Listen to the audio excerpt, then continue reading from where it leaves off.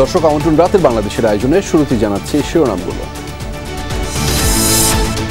রাজধানীর বারিধারা থেকে ডাক্তার দীপু মনি গ্রেফতার। আনিসুল পলক সহ সাবেক 18 মন্ত্রী প্রতিমন্ত্রী ও 23 এমপির সম্পদ বেড়েছে কয়েক হাজার শতাংশ, তদন্ত করবে দুদক।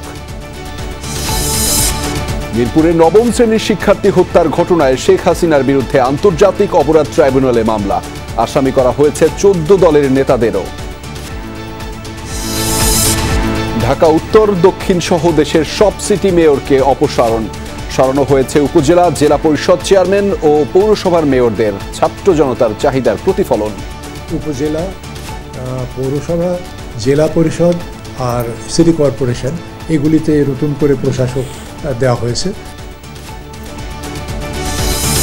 শহীদ নাফিজের বাসায় 2 উপদেষ্টা, আহতদের চিকিৎসা ফ্রি হলেও হাসপাতালে এখনো বিড়ম্বনায় পড়ছেন অনেক দাবি সমন্বয়ক সার্জিসের। হত্যা চেষ্টার অভিযোগে 2 আলোচিত পুলিশ কর্মকর্তা হারুন ও বিপ্লবের বিরুদ্ধে মামলা। শিক্ষার্থীর মুখ চেপে ধরা শাহবাগ থানার ইন্সপেক্টর সাময়িক বরখাস্ত। দর্শক, এছাড়াও রাতের বাংলাদেশে থাকছে গণঅভ্যুত্থান ব্যর্থ করতে দিল্লিতে বসে ষড়যন্ত্র হচ্ছে। জিয়ার সমাধিতে শ্রদ্ধা নিবেদন শেষে মির্জা ফখরুল। পাচারকৃত অর্থ ফেরাতে ইউর সহযোগিতা কামনা।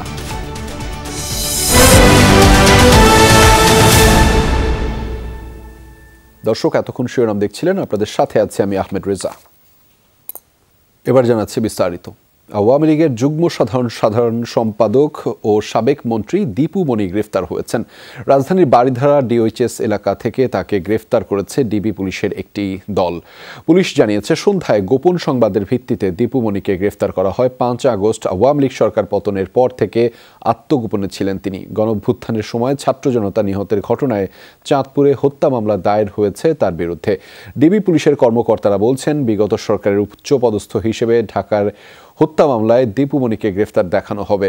আওয়ামী লীগ সরকারের ক্ষমতায় আসার পর দীপু মনিকে শুরুতে পররাষ্ট্রমন্ত্রী করা হয়, এরপর শিক্ষামন্ত্রী এবং সবশেষ সমাজ কল্যাণ মন্ত্রী হিসেবে দায়িত্ব পালন করেন তিনি। আওয়ামী লীগের যুগ্ম সাধারণ সম্পাদক দীপু মনি চাঁদপুরে তার আত্মীয় স্বজন সবার বিরুদ্ধে আছে দুর্নীতির অভিযোগ।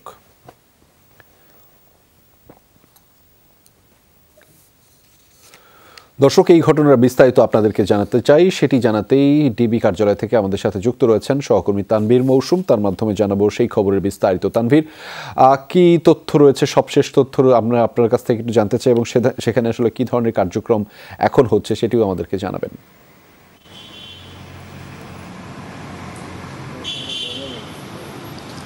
রেজা, 7:30টার দিকে দীপু মনিকে আটক করার পর 8:30 বা তার কিছু সময় পর তাই কিন্তু এই ডিবি কার্যালয়ে নিয়ে আসা হয় এবং এরপর কিন্তু এই যে ডিবি কার্যালয়ে নেওয়ার পর আজকের মতো কিন্তু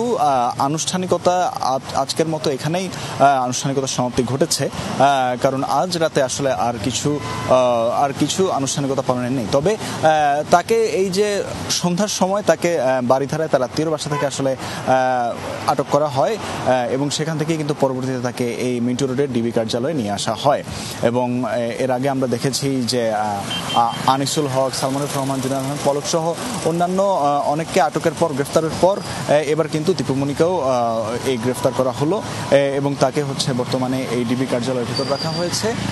এছাড়া আরেকটি বিষয় এখানে উল্লেখ করতে চাই যে বাংলাদেশের যে ফাইন্যান্স ইন্টেলিজেন্স ইউনিট আছে তারাও কিন্তু আসলে দীপু মনি এবং দীপু মনির স্বামী এবং তার বড় ভাইয়ের ব্যাংক হিসাব কিন্তু জব্দ করার নির্দেশ দিয়েছে এবং এই নির্দেশটি কিন্তু দেশের ব্যাংক থেকে শুরু করে সব আর্থিক প্রতিষ্ঠানেই কিন্তু এই নির্দেশনাটি দেওয়া হয়েছে।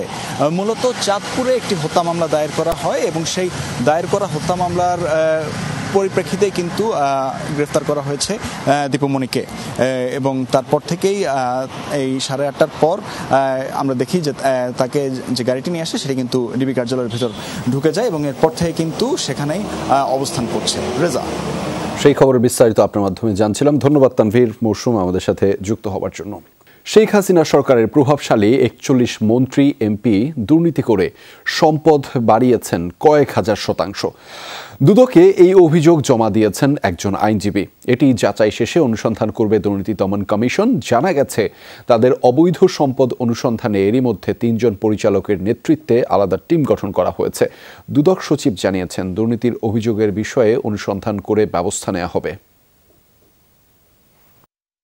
ব্যাপক দুর্নীতির অভিযোগে ওঠা সাবেক মন্ত্রীদের মধ্যে আছেন সাবেক বাণিজ্যমন্ত্রী টিপু মুন্সি। তার সম্পদ বৃদ্ধির হার 2131%। সাবেক বিদ্যুৎ ও জ্বালানি প্রতিমন্ত্রী নসরুল হামিদ বিপুর সম্পদ বেড়েছে 228%। সাবেক খাদ্যমন্ত্রী সাধন চন্দ্র মজুমদার ও সাবেক আইনমন্ত্রী আনিসুল হকের সম্পদ বৃদ্ধির হার 1063%। সাবেক শিক্ষামন্ত্রী ডাক্তার দীপু মনির 204% আর সাবেক ত্রাণ ও দুর্যোগ প্রতিমন্ত্রী ডাক্তার এনামুর রহমানের সম্পদ বৃদ্ধি পেয়েছে 227%।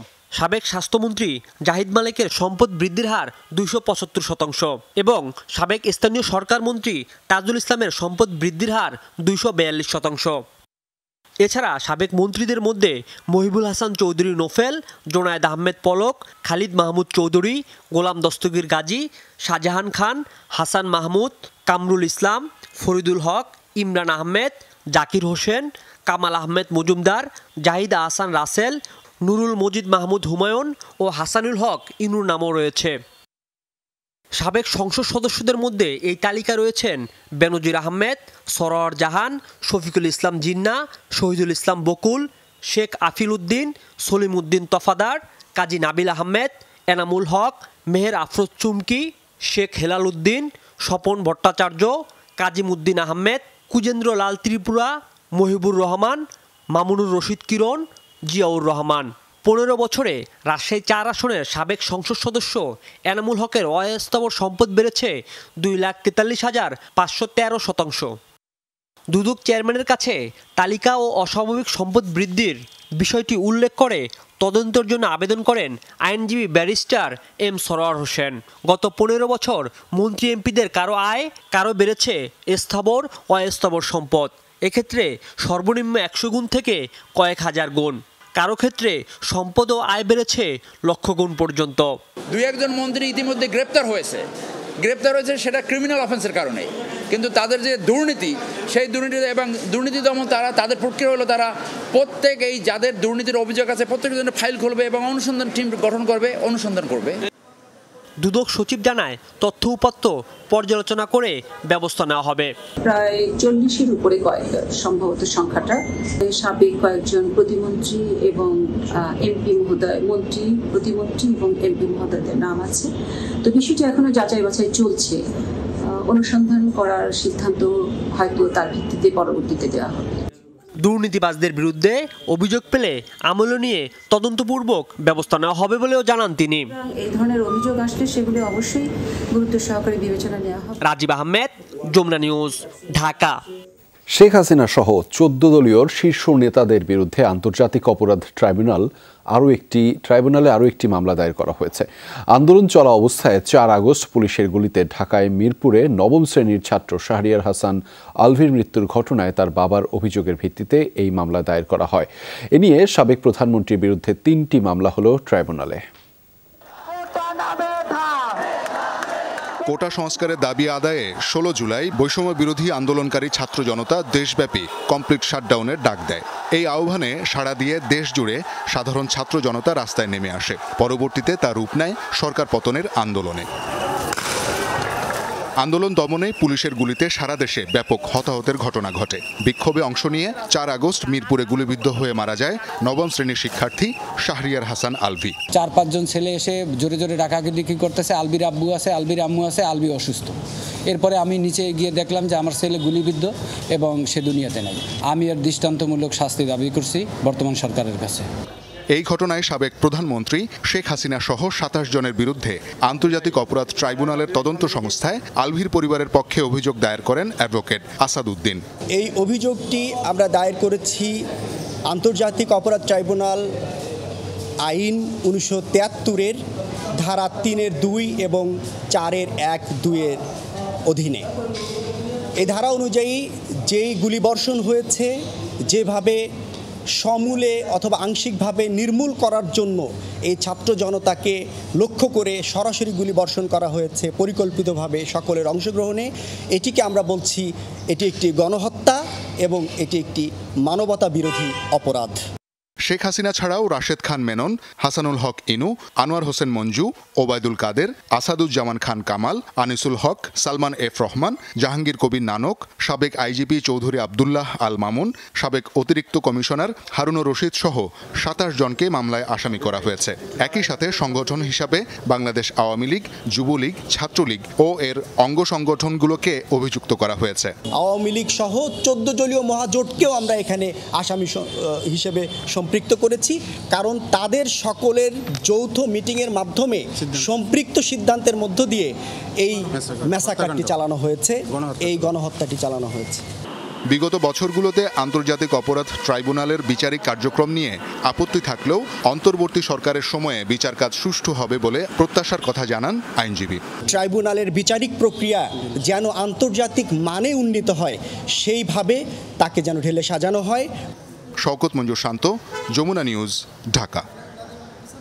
অপসারণ করা হয়েছে সব সিটি, পৌরসভা, জেলা ও উপজেলা পরিষদের মেয়র, চেয়ারম্যানদের। এ সংক্রান্ত প্রজ্ঞাপন জারি করেছে স্থানীয় সরকার মন্ত্রণালয়, নিয়োগ দিয়েছে প্রশাসকও। এলজিআরডি উপদেষ্টা জানিয়েছেন, জনপ্রতিনিধিদের উপস্থিতি অনুপস্থিতি নয়, ছাত্র জনতার চাহিদা অনুযায়ী অপসারণের সিদ্ধান্ত নেওয়া হয়েছে। তবে তিনি জানিয়েছেন, আপাতত সরানো হচ্ছে না ইউপি চেয়ারম্যান এবং সিটি ও পৌরসভার কাউন্সিলরদের। ছাত্র জনতার গণ অভ্যুত্থানে আওয়ামী লীগ সরকারের পতনের পর এবার অপসারিত হলেন সিটি, পৌরসভা, জেলা, উপজেলার চেয়ারম্যান, মেয়ররা। যদিও তাদের প্রায় সবাই পলাতক কিংবা আত্মগোপনে আছেন। উপদেষ্টা পরিষদের বৈঠকে পাশ হওয়া সংশ্লিষ্ট অধ্যাদেশ অনুযায়ী 4 স্তরের জনপ্রতিনিধিদের অপসারণের সিদ্ধান্ত নিয়েছে স্থানীয় সরকার মন্ত্রণালয়। সে অনুযায়ী ঢাকার 2 সিটি সহ 12 সিটি কর্পোরেশনের নির্বাচিত মেয়রদের অপসারণ করে প্রজ্ঞাপন জারি করা হয়েছে। এর মধ্যে ঢাকা দক্ষিণে এলজিআরডি মন্ত্রণালয়ের অতিরিক্ত সচিব ডক্টর মোহাম্মদ শের আলী ও উত্তরে মাহমুদ হাসানকে প্রশাসক হিসেবে নিয়োগ দেওয়া হয়েছে। বাকি 10 সিটির দায়িত্ব পেয়েছেন এলজিআরডি মন্ত্রণালয়ের 2 জন অতিরিক্ত সচিব সহ বিভাগীয় কমিশনাররা। একইভাবে 60 জেলা, 493 উপজেলা ও 330 পৌরসভার মেয়র ও চেয়ারম্যানকে অপসারণ করা হয়েছে। তাদের স্থলে প্রশাসক হিসেবে দায়িত্ব পালন করবেন অতিরিক্ত বিভাগীয় কমিশনার, ডিসি, ইউনো ও এসিল্যান্ডরা। একটা হচ্ছে রিমুভাল, আর একটা হচ্ছে অ্যাপয়েন্টমেন্ট অফ অ্যাডমিনিস্ট্রেটর।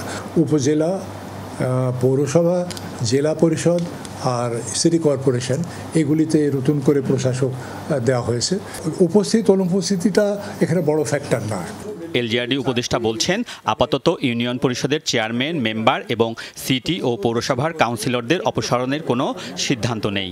ইউনিয়ন পরিষদ আমরা এই মুহূর্তে হাত দিচ্ছি না, যাচাই বাছাই করে দেখা যায় যে সেখানে কার্যক্রম কীরকম আছে।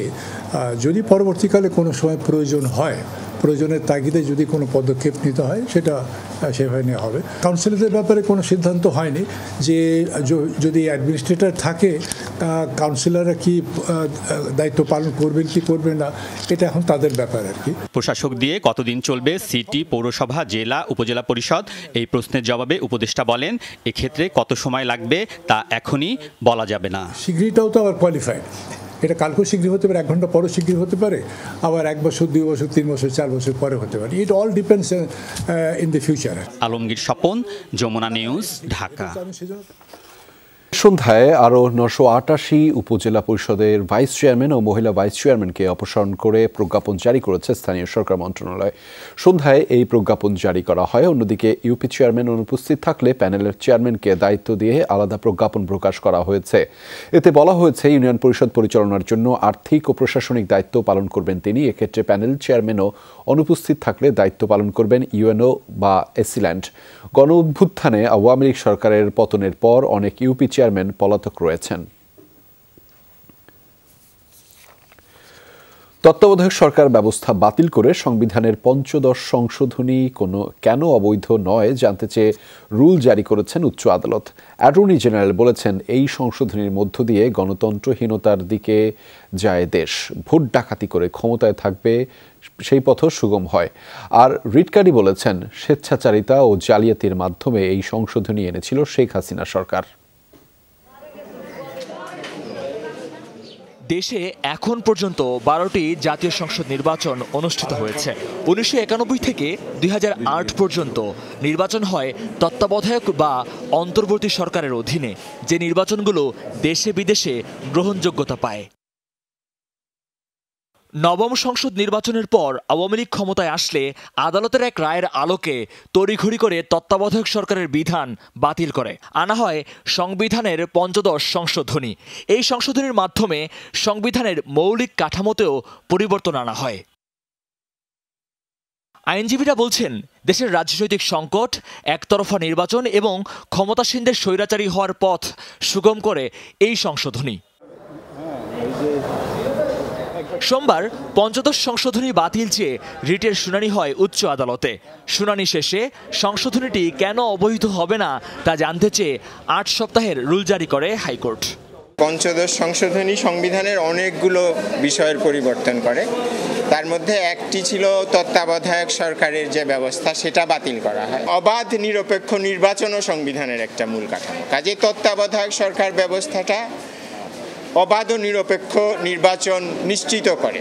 অ্যাটর্নি জেনারেল বলছেন, 15 সংশোধনী দেশকে গণতন্ত্রহীনতার দিকে নিয়ে যায়, সুগম হয় ভোট ডাকাতি করে ক্ষমতায় থাকার পথ। হাতের ক দিয়ে তারা এমনভাবে করতে চেয়েছেন যে ভোট ডাকাতি করে ক্ষমতায় থাকতে পারতেছেন, কিন্তু অন্য কোনোভাবে কেউ যাতে না আসতে পারে। তত্ত্বাবধায়ক বলেন, নির্বাচন প্রক্রিয়াকে স্বচ্ছ করার জন্য বলেন, সেটা যাতে না আসতে পারে, সেটা একটা ছিল। রিটকারীদের অন্যতম সুজন সম্পাদক বদিউল আলম মজুমদার বলছেন, স্বেচ্ছাচারিতা ও জালিয়াতির মাধ্যমে সংশোধনীটি এনেছিল শেখ হাসিনা সরকার। তত্ত্বাবধায়ক সরকারের অধীনে 4টা নির্বাচন হয়েছে। এই 4টা নির্বাচনে যারা ক্ষমতা ছিল তারা ক্ষমতাচ্যুত হয়েছে, কিন্তু দলীয় সরকারের অধীনে যতগুলো নির্বাচন হয়েছিল যারা ক্ষমতা ছিল তারাই ফিরে এসছে। হাইকোর্টের অবকাশকালীন ছুটির পর রিটটির চূড়ান্ত নিষ্পত্তি হবে বলে আশাবাদ আইনজীবীদের। মহিউদ্দিন মধু, যমুনা নিউজ, ঢাকা। আলোচিত সমালোচিত পুলিশ কর্মকর্তা হারুনুর রশিদ ও বিপ্লব কুমার সরকারের বিরুদ্ধে হত্যা চেষ্টা মামলা করেছেন বিএনপির নেতা জয়নুল আবদিন ফারুক। 2011 সালে সংসদ ভবন এলাকায় তার উপর হামলার ঘটনায় দুপুরে রাজধানীর শেরেবাংলানগর থানায় মামলা দায়ের করেন তিনি। মামলায় অজ্ঞাতনামা আরও বেশ কয়েকজনকে আসামি করা হয়েছে।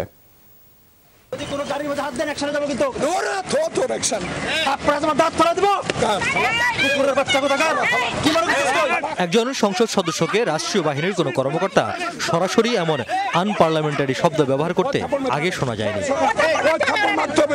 দলীয় কর্মসূচি পালন করতে গেলে প্রথমে বাধা, পরে বেধড়ক পিটুনি, দৌড়ে পালিয়েছেন কিন্তু শেষ রক্ষা হয়নি। খুঁজে এনে আবারও চ্যাংদোলা করে নির্যাতন। সেই ঘটনার পরেই আলোচনায় আসেন তৎকালীন তেজগাঁও বিভাগের এডিসি হারুনুর রশিদ ও এসি বিপ্লব কুমার সরকার। অবশ্য এরপর দুজনের খুব একটা বেগ পেতে হয়নি পদোন্নতি ও লোভনীয় স্থানে পদায়নে। ঘটনার প্রায় 13 বছর পর মামলা করলেন ভুক্তভোগী বিএনপি চেয়ারপারসনের উপদেষ্টা জয়নুল আবদিন ফারুক।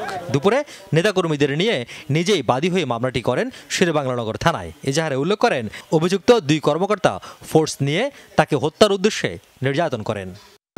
আমাকে লাঠিপিটা করে মাথা আঘাত করেছে, আমার লিগামেন্ট ছিঁড়ে দিয়েছে এবং একটু পিছনে যান আমি একটু দেখাই, এবং লাঠির আঘাতে দেখুন,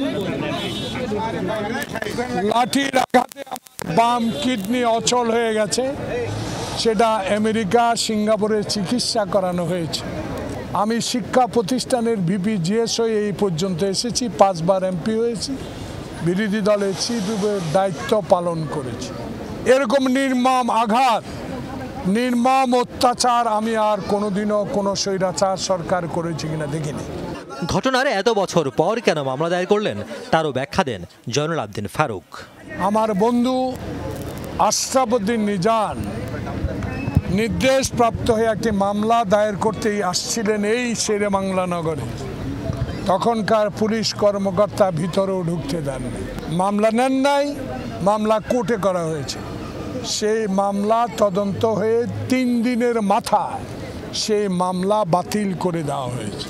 আমার বিরুদ্ধে পুলিশ বাদী হয়ে একটা মামলা করেছে, সে মামলা এখনো আমাকে হাজিরা দিতে হয়। ছাত্র জনতার অভ্যুত্থানে নিহত সবার রুহের মাগফিরাত কামনা করেন উপস্থিত নেতাকর্মীরা। আন্দোলনে হাসিনার পদত্যাগকে বাধ্য করতে আন্দোলন করে যারা জীবন বিসর্জন দিয়েছেন। রিয়াজ রায়হান, যমুনা নিউজ, ঢাকা। এদিকে শিক্ষার্থীর মুখ চেপে ধরা শাহবাগ থানায় কর্মরত সেই পুলিশ পরিদর্শক মোহাম্মদ আরশাদ হোসেনকে সাময়িক বরখাস্ত করা হয়েছে। ডিএমপির পুলিশ কমিশনার মোহাম্মদ মাইনুল হাসান স্বাক্ষরিত এক অফিস আদেশে তাকে সাময়িক বরখাস্ত করা হয়। ডিএমপি জানিয়েছে, গত 31 জুলাই বৈষম্য বিরোধী ছাত্র আন্দোলনের মার্চ ফর জাস্টিস কর্মসূচিতে ঢাকার নিউ মডেল ডিগ্রি কলেজের রাষ্ট্রবিজ্ঞান বিভাগের শিক্ষার্থী নাহিদুল ইসলামের মুখ চেপে ধরেন পরিদর্শক আরশাদ হোসেন। তার এমন অপেশাদার কর্মকাণ্ডের ফলে পুলিশের কার্যক্রম নিয়ে জনগণের বিরূপ ধারণা সৃষ্টিসহ পুলিশের ভাবমূর্তি ক্ষুণ্ণ হয়েছে, যার প্রেক্ষিতে তাকে সাময়িক বরখাস্ত করা হয়েছে। উন্নয়ন প্রকল্প নিয়ে রীতিমতো বিশৃঙ্খল অবস্থা। কর্মকর্তাদের দক্ষতা আর ব্যবস্থাপনা নিয়ে প্রশ্ন তো আছেই। এসব সমাধান না করে একের পর এক প্রকল্প প্রস্তাব পাঠিয়েছে মন্ত্রণালয় আর রাজনীতিবিদরা।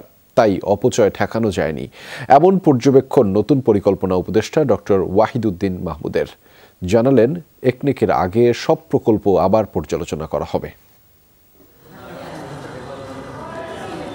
অন্তর্বর্তীকালীন সরকারের 11 দিনে পরিকল্পনা উপদেষ্টা বদলালো দুইবার। এবার দায়িত্বে অর্থনীতিবিদ ডক্টর ওয়াহিদুদ্দিন মাহমুদ। সোমবার দপ্তরে প্রথম এসেই তলব করেন সব বিভাগের কর্মকর্তাদের, বৈঠক করেন লম্বা সময়।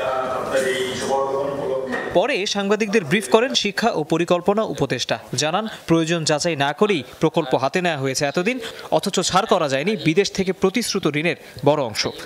নিজেদের নির্বাচনী এলাকার জন্য অসংখ্য প্রকল্প, এখনো যে প্রকল্পগুলো আছে বা একনেকে যাওয়ার অপেক্ষায়, এগুলোকে আবার বলছি আমরা আবার স্ক্রুটিনি করতে হবে, কারণ যেসব প্রকল্পের আসলেই কোনো অগ্রাধিকার নেই এবং এগুলো আসলে কতদূর সুবিধা বয়ে আনে, এইটা আমাদের অত্যন্ত দ্রুত গতিতে মূল্যায়ন করতে হবে এবং এগুলো ছাঁটাই করতে হবে। জানান, পরিসংখ্যান ব্যুরোর তথ্য উপাত্তের বিশ্বাসযোগ্যতা নিয়ে প্রশ্ন আছে, সেটি সমাধানে দ্রুত উদ্যোগ আসবে। এগুলো সম্বন্ধে আমি আসলে সবই জানি, বহুদিন ধরে তো কাজ করেছি, কিন্তু এখন সরাসরিভাবে আমি এগুলো একটু দেখে কোথায় এগুলোতে ত্রুটি বিচ্যুতি হচ্ছে, কোনগুলো দক্ষতার অভাবে, পরিসংখ্যানগত দক্ষতার অভাবে হচ্ছে সেটা আছে, আর কোনগুলো ইচ্ছাকৃতভাবে ত্রুটি হচ্ছে, সেই দুটোই দেখতে চেষ্টা করব। এ সময় শিক্ষা প্রসঙ্গে প্রশ্ন করলে তিনি বলেন, বিশ্ববিদ্যালয়ের সব কার্যক্রম চালু করাই এখন মূল চ্যালেঞ্জ। সবগুলো বিশ্ববিদ্যালয়কে চালু করাতে একটা বিরাট সমস্যা, কারণ এগুলো সবই অভিভাবকহীন। এগুলাতে প্রথম জন নাই, দ্বিতীয় জন নাই, তৃতীয় জন নাই, চতুর্থ জন নাই। কাজেই কাকে দিয়ে চালানো হবে বিরাট সংখ্যা, কিন্তু এই সম্বন্ধে আমি এখানে বলতে চাই না। পরিকল্পনা উপদেষ্টা জানান, শুধু জিডিপি না, কর্মসংস্থান তৈরিতে বাড়তি মনোযোগ দেবে অন্তর্বর্তীকালীন সরকার। তৌহিদ হোসেন, যমুনা নিউজ, ঢাকা।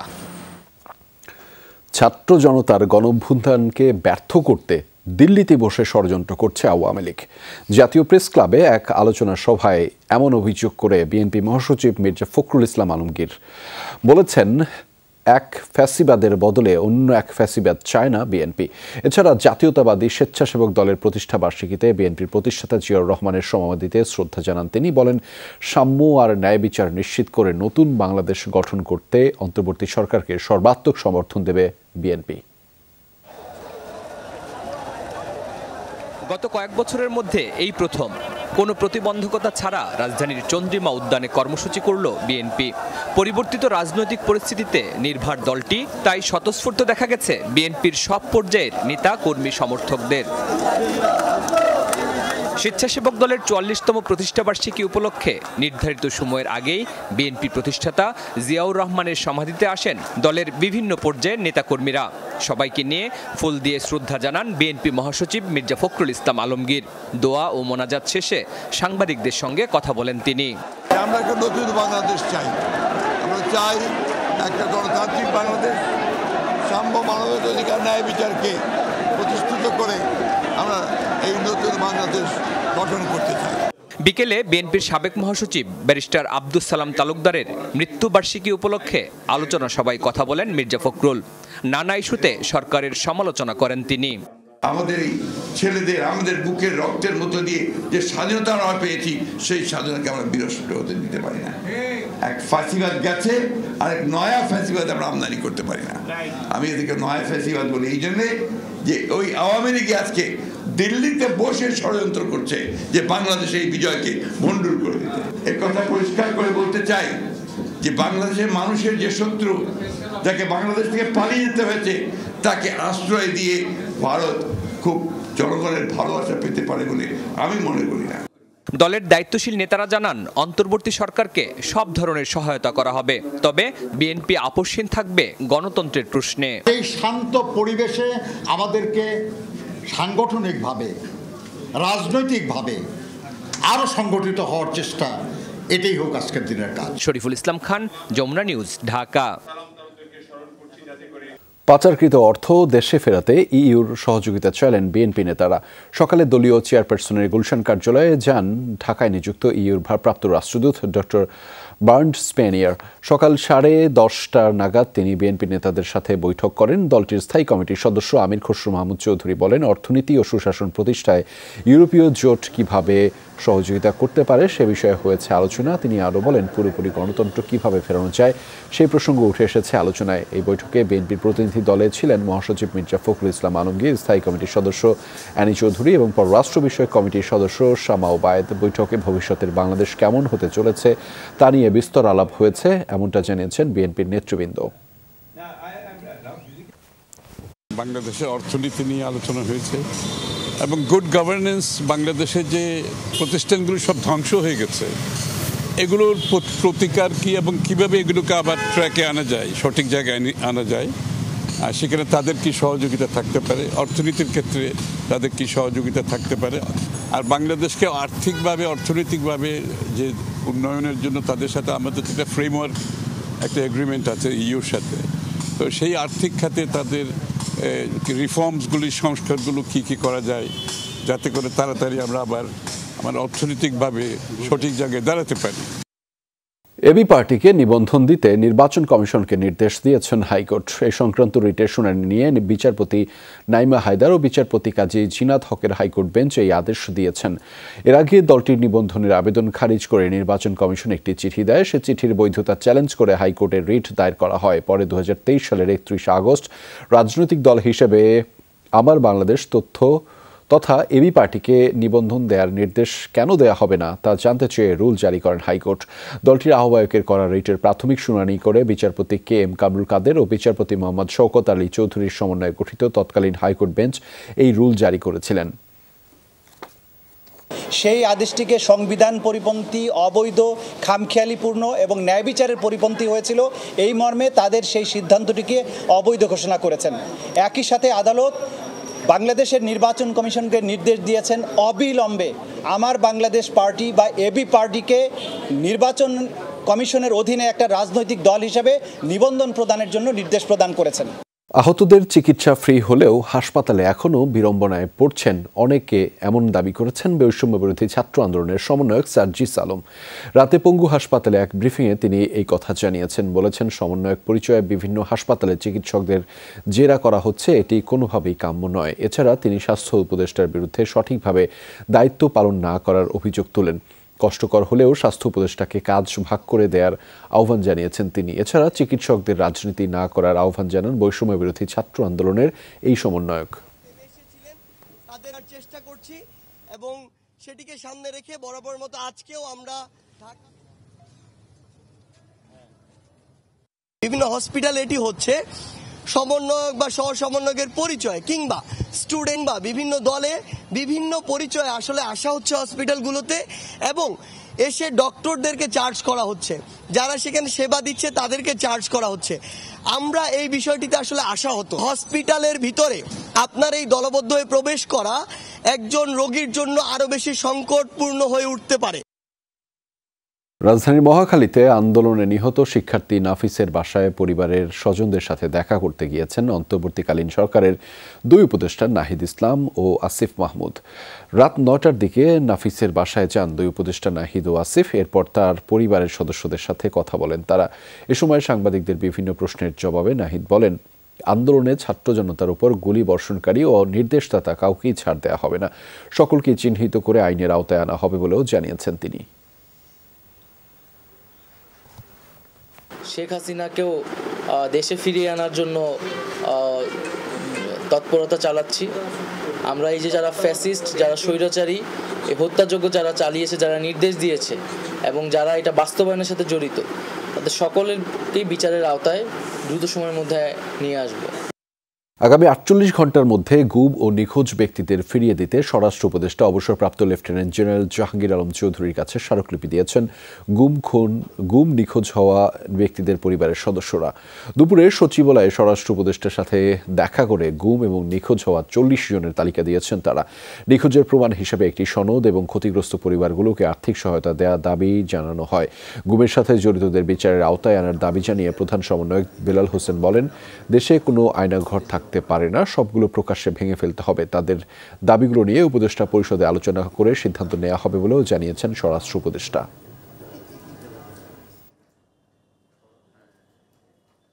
ওনারা এই পরিস্থিতিতে আমাদের কি ধরনের সাহায্য এবং সহযোগিতা করতে পারে ওই ব্যাপারে আমাদের মেইনলি আলাপটা হয়েছে।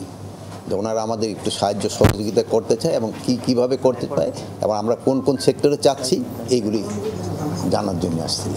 1 নম্বর প্রায়োরিটি হলো আইন শৃঙ্খলা, এগ্রিকালচার মিনিস্ট্রি হলো আমি কিভাবে প্রোডাকশন বাড়াইয়া লোকজনের খাওয়াইতে পারি বেশি।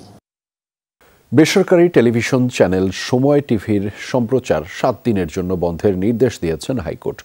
সময় মিডিয়া লিমিটেডের পরিচালক শম্পা রহমানের করা এক রিটের শুনানি শেষে এই আদেশ দিয়েছেন আদালত। তাদের দাবি, শেখ হাসিনার সরকার পতনের দিন টেলিভিশন ভবনে ভাঙচুরের ফলে নিরাপত্তা ঝুঁকিতে আছে তাদের 75% বিনিয়োগের প্রতিষ্ঠানটি। তবে সময় টিভির এমডি আহমেদ জোবায়েরের আইনজীবী বলেছেন, হাইকোর্টের আদেশ চ্যালেঞ্জ করে চেম্বার আদালতে যাবেন তারা। শেখ হাসিনা সরকার পতনের পর হামলা ভাঙচুর হয় সময় টেলিভিশন অফিসে। সম্প্রচার বন্ধ থাকে 22 ঘন্টা। সময় মিডিয়া লিমিটেডে 75% বিনিয়োগ একটি শিল্প গোষ্ঠীর। তাদের পক্ষে সময় টিভির সম্প্রচার 7 দিন বন্ধ চেয়ে হাইকোর্টের বেঞ্চে আবেদন করেন পরিচালক শম্পা রহমান। সোমবার বিচারপতি নাইমা হায়দারের দ্বৈত বেঞ্চ শুনানি শেষে শম্পা রহমানের পক্ষে আদেশ দেন। আজকে থেকে 7 দিন। এখন আজকে যদি কোনো রকম অপ্রীতিকর ঘটনা হয়, যদি কারোর প্রাণ নাশ হয়, তবে তার দায় দায়িত্ব কে নেবে? সেই জন্যে এবং যে সম্পত্তি নষ্ট হয়, কারণ এখানে 75% থেকে 80%-এর মতো বা 75-এর মতো শেয়ার হোল্ডিং সময় টিভিতে যাকে আমরা রিপ্রেজেন্ট করছি, সময় টেলিভিশন নিজে এসে মামলা করেছে। এর আগে 14 আগস্ট আরেকটি বেঞ্চে রিট করেছিলেন সময় টিভির ব্যবস্থাপনা পরিচালক আহমেদ জুবায়ের। দীর্ঘ যুক্তি তর্ক শেষে ওই রিটের পরবর্তী শুনানির জন্য 22 আগস্ট দিন ধার্য করেন আদালত। আহমেদ জুবায়েরের আইনজীবী বলছেন, এক বেঞ্চে মামলা বিচারাধীন থাকার তথ্য গোপন করে রিট করা হয়েছে আরেক বেঞ্চে। আদেশের বিরুদ্ধে চেম্বার আদালতে আপিল করবেন তারা। তারা হলো সিটি গ্রুপ একসময় আওয়ামী লীগকে ফাইন্যান্স করতো, আওয়ামী লীগকে ব্যাকআপ করতো, ঠিক আছে। তারা ভয় পাচ্ছে তাদের 60-70টা ইয়েতে 60-70টা কারখানার মধ্যে ভাঙচুর হতে পারে। এই জন্য তারা এই কোম্পানি বন্ধ করতে চায়। এটা তো কোনো যুক্তি হলো না। তো আমরা ইন এনি কেস আমরা হাইকোর্টের অর্ডার এগেইনস্টে আপলিকেশনে যাব আমরা। যদিও সময় মিডিয়া লিমিটেডের আইনজীবী বলেছেন, কোনো কিছু গোপন করা হয়নি, দুটি আবেদনের বিষয়বস্তু ভিন্ন। আদালতের নির্দেশনা বাস্তবায়নের দায়িত্ব Bangladesh satellite company limited BSCL এর। যে অর্ডারটা নিয়েছে সে সাপ্রেশন অফ ফ্যাক্ট, সেটা to my understanding it is not a suppression of fact. Mohiuddin Madhu, Jamuna news, Dhaka. দর্শক, এই ছিল রাতের বাংলাদেশের আয়োজনে। এতক্ষণ আমাদের সাথে থাকার জন্য সবাইকে ধন্যবাদ।